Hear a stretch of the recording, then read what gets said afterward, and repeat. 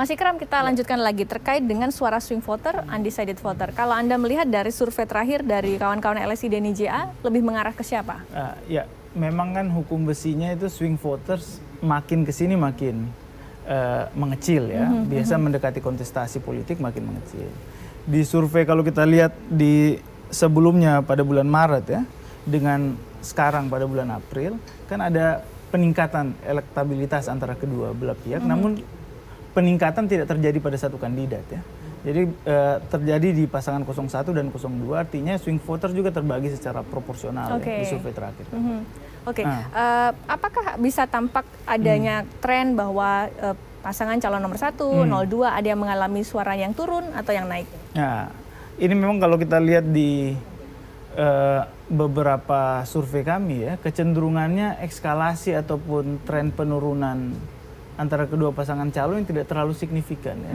Memang terjadi di Pak Jokowi di awal ya. Namun memang hukum besinya incumbent selalu kalau nggak turun stagnan ya, biasanya seperti itu ya. Apalagi kan penantang cenderung mendelegitimasi pemerintahan. Itu hukum besinya pasti begitu ya.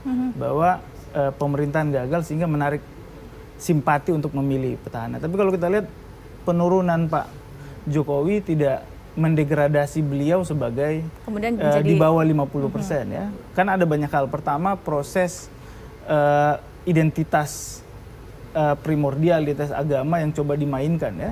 Yang kemudian mencoba mendegradasi Pak Jokowi. Namun Pak Kiai Ma'ruf Amin menjadi jangkar ya di segi pemilih muslim.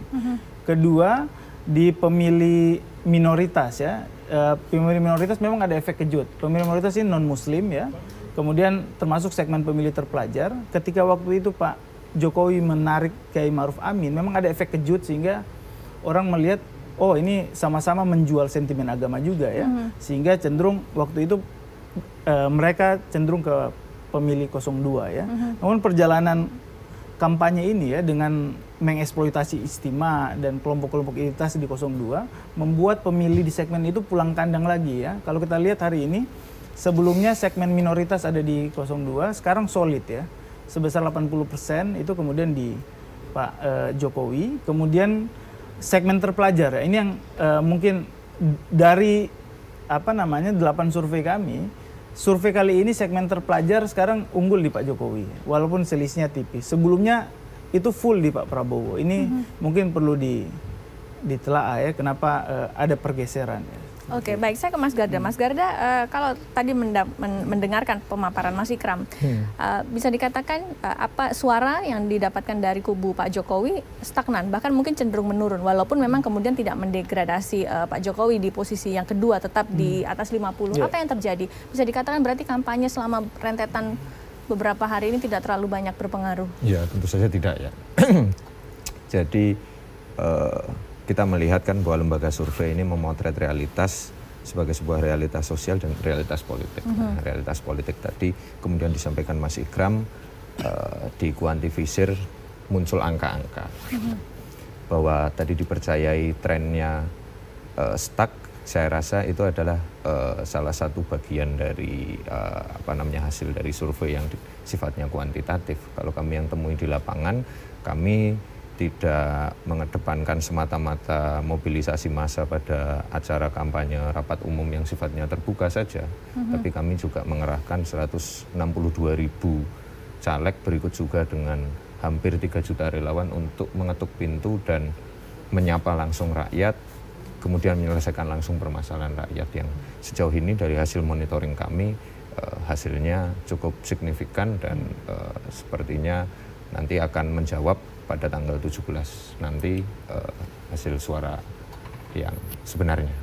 Anda mengatakan bahwa caleg juga menjadi untuk bisa mempopulerkan pasangan 01. Apakah masih punya waktu caleg? Bukannya caleg sendiri juga harus menjual dirinya? Ya, tentu saja jelas ya. Jadi kami prinsipnya kan pileg maupun pilpres ini kan adalah satu tarikan nafas ya. Jadi memenangkan partai di 10 partai koalisi kami dengan memenangkan capres, cawapres kami itu tentunya salah satu, jadi satu tarikan nafas perjuangan.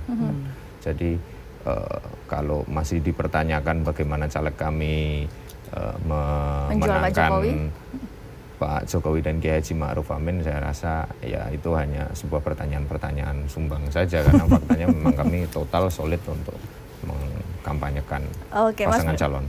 Baik, Mas Fana nih, kalau bisa dilihat dari sejumlah survei, kalau saya bicara dengan kawan-kawan kubu Anda, mereka selalu tidak percaya survei yang dilakukan pihak eksternal. Mereka percaya pada survei internal, tapi ya mungkin layak untuk dipertimbangkan. Anda selalu di posisi kedua. Ya, kalau pertanyaan apakah kita percaya survei, tentu saja kita percaya kan survei sebagai salah satu metode ilmiah untuk mengukur gejala yang terjadi di masyarakat. Kita juga menggunakan survei untuk mengukur sejauh mana polarisasi dukungan di bawah gitu.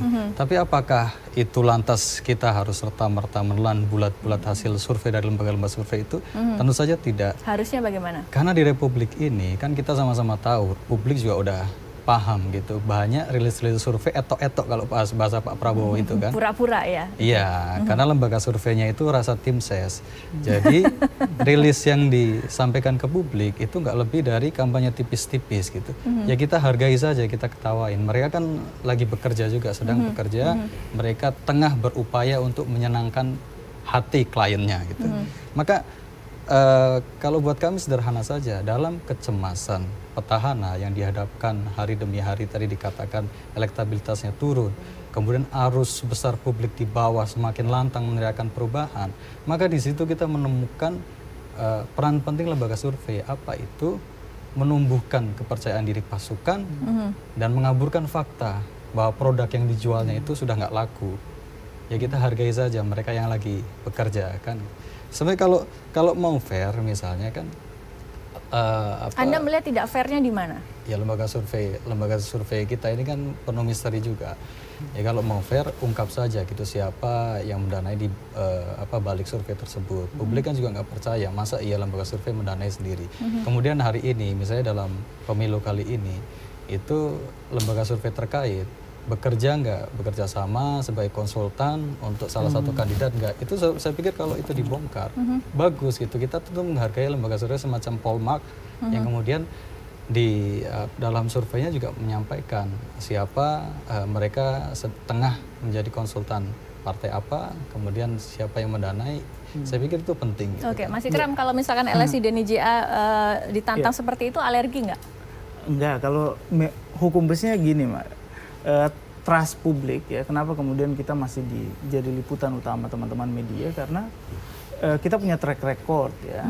Misalnya dulu waktu kita rilis ya, bahkan saya ingat betul saya dikontak oleh tim ini, ketemu Pak Hasim, kasih ucapan terima kasih ya bahwa telah memberitakan hasil-hasil survei yang kredibel ya waktu itu. Tapi kita nggak dibilang terima kasih sudah meramaikan pesta demokrasi ini. Bukan gini Mas. Dulu kita sempat bilang 2009 hanya satu kandidat yang elektabilitas di atas 50%. Dua kandidat tersisanya yaitu Pak Mega Prabowo, kemudian JK Wiranto di bawah 30%. Kita dicibir sama Pak Prabowo, dicibir sama JK ya, tapi faktanya membuktikan survei kita presisi dengan rilis hasil KPU. Begitu juga di Pilkada DKI, kita bilang bahwa Anies itu 60%, waktu itu di exit poll ya, waktu di quick count-nya kalau nggak salah 57, dan itu presisi hanya 0, kita nggak dibilang Tuhan. Sekarang aja kita dibilang Tuhan, tapi kita memaklumi ya, bahwa para kandidat ini harus mengatakan dia unggul ya.